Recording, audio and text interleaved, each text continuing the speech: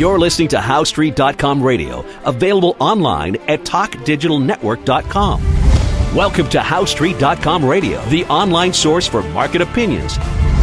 Here is Jim Goddard.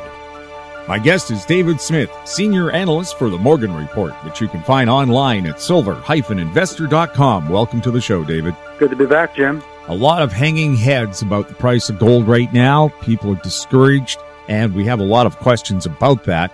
One of them being, what are the implications of lower gold prices? Do we need gold to go up to encourage more exploration? I think the implications of the current gold price, the uncertainty surrounding it, and the 4-year unremitting cyclical bear market are really causing serious systemic damage to the idea of finding and producing substantially more gold in the years ahead.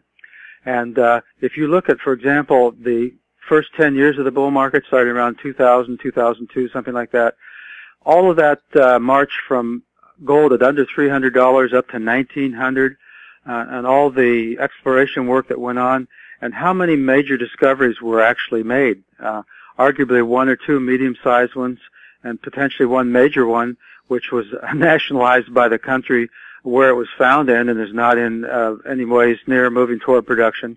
So if all of that activity and the price of gold moving up from $300 to $1,900 couldn't bring about major new gold sources, I wonder what it's going to be like with all the impediments that we're looking like now in terms of future discovery and then leading long-term to more production of gold. What would happen if somebody tomorrow discovered a major gold source? Would that perk up the industry? Well, it would perk up the share price of that company if it was legitimate, but the reality is that gold deposit, with everything going well, wouldn't go into production for 10 years most likely, and maybe 15.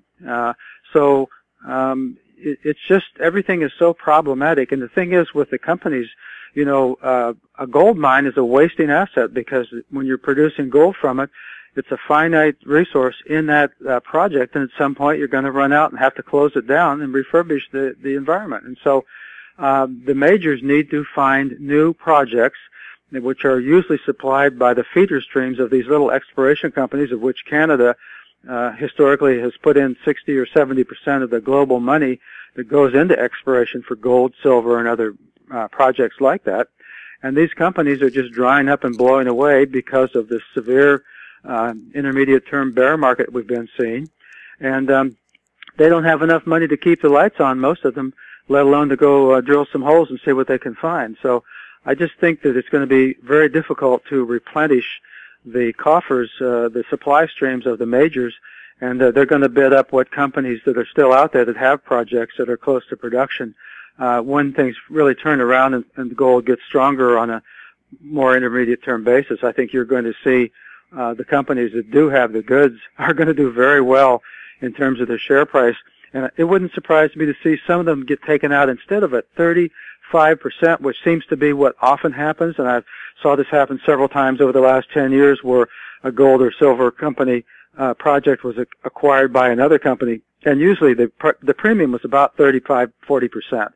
It wouldn't surprise me to see 80, 100, 150% in some cases, especially based upon the prices we're seeing now when some of these takeouts get underway, and they will happen. We were always told that the price of production for gold, the break-even, is $1,200. We're well below that now. Yeah, the all-in sustained costs are at least that, and so most companies are producing at a loss. And I think what's kind of fascinating to me, all the gloom and doom out there, and hardly any of the financial writers are positive on the metals. I've really never seen it this gloomy. I mean, it's even worse now, I think, than it was before the bull market started. But I'll tell you, our listeners have a few companies that really have the gold, so to speak, and it's in the ground, and it's in a reasonably safe area for production. And it's going to be worthwhile to try to get it out of the ground. I think they're going to be pretty startled over the next few years at the prices that some of these companies that have those projects end up being bought out for. And so they can do well not just because whether or not gold is going up at a certain level, but whether or not a major like Barrick or Newmont or something like this, someone like this or Goldcorp decides to buy that project, and they'll probably see run up going into that, maybe 300 or 400%, and then maybe another 80% overnight when they finally clinch the deal. At the time of the interview here, the Canadian dollar trading at below 88 cents American. Could a lower Canadian dollar encourage foreign investors to explore here? It's possible. They'll still want to do it in safe districts for sure. And Canada's mining laws have become more complicated by real world events that we've talked about here, a couple tailings ponds breaks and things like that, and expanded capabilities legally on the part of First Nations to challenge projects and to have buy-in and things like that. So it's just becoming more complicated, more problematic, more expensive. And even in Canada, which has been BC especially, been a fairly mine-friendly locale over the years, it just throws a few more questions up there, so it adds more complexity to the task of these CEOs making decisions about whether or not to even spend money looking for something, let alone buy a project that's out there, because something might keep it from ever going into production.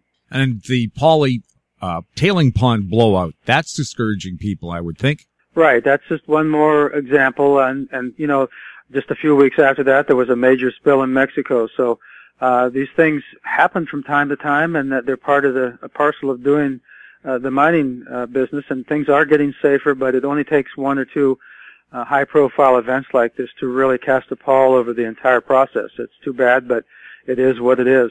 The good news about the Poly tailing mine disaster is that restoration work is well underway. No one lost their life. No major property damage was caused to private property. No homes were hit.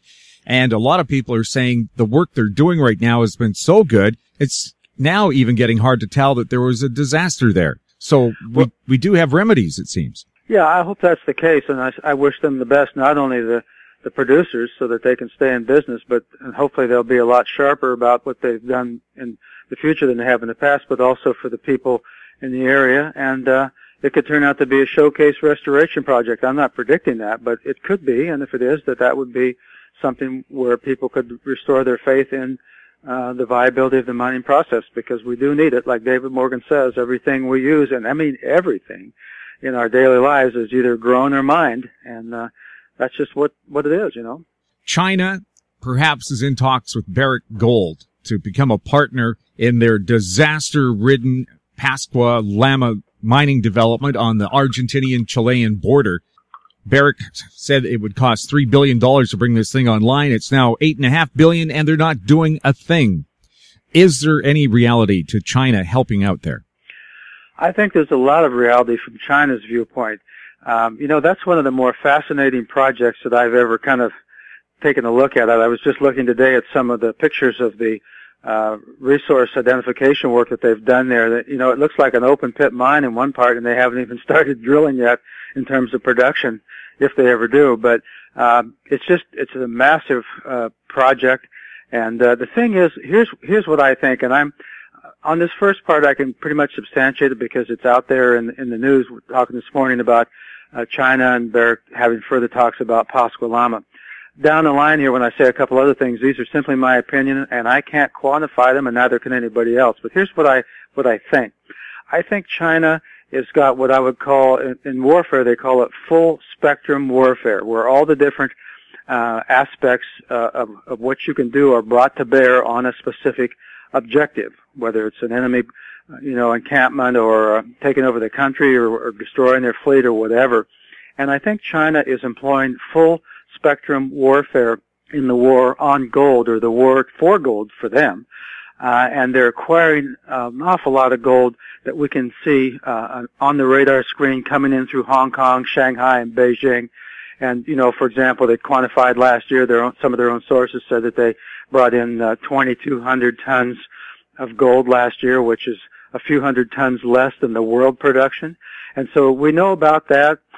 We know a certain amount about what they produce in country, but beyond that, what we don't know are some of these other things, such as these gold and silver projects, which the Chinese are either buying outright, which they're doing in several countries in South America, or going into partnership we can see here with Barrick Gold.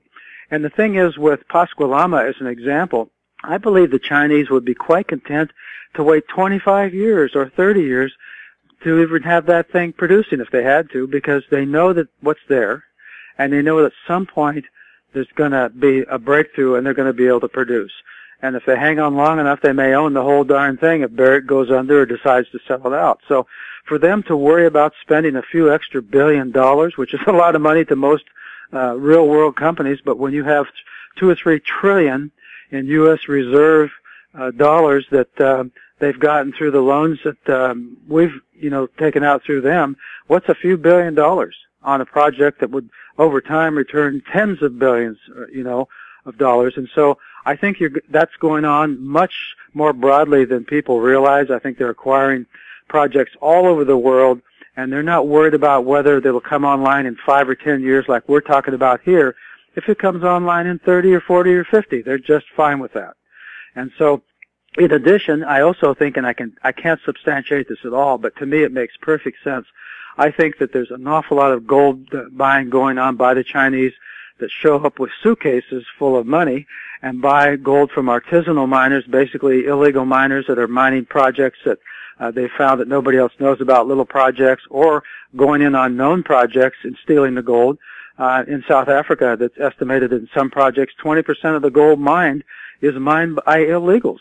And I think the Chinese are quite willing to go in and buy this gold, whether it's Colombia or parts of Central Africa or other places in South America.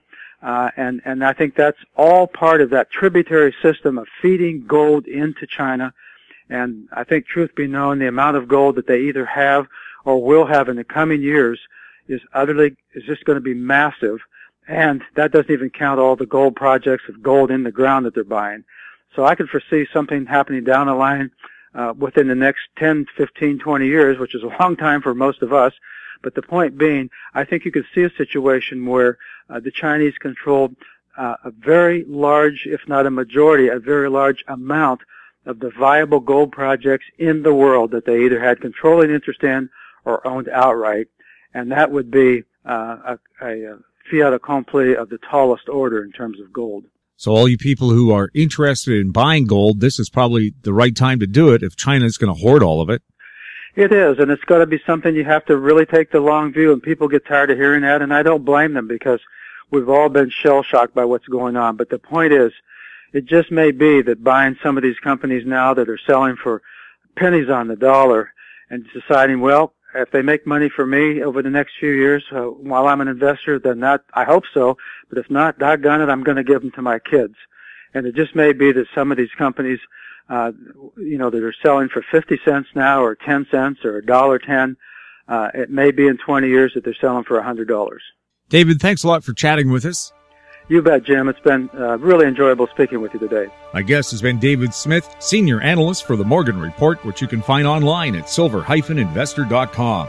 You're listening to HowStreet.com Radio. Find us on Twitter at Talk Digital Net. Our YouTube channel is Talk Digital Network. Comments about the show can be sent to info@HowStreet.com. I'm Jim Goddard. Comments made on HowStreet.com Radio are an expression of opinion only and should not be construed in any matter whatsoever as recommendations to buy or sell any financial instrument at any time. Available online at TalkDigitalNetwork.com. HowStreet.com Radio is a production of HowStreet Media Incorporated.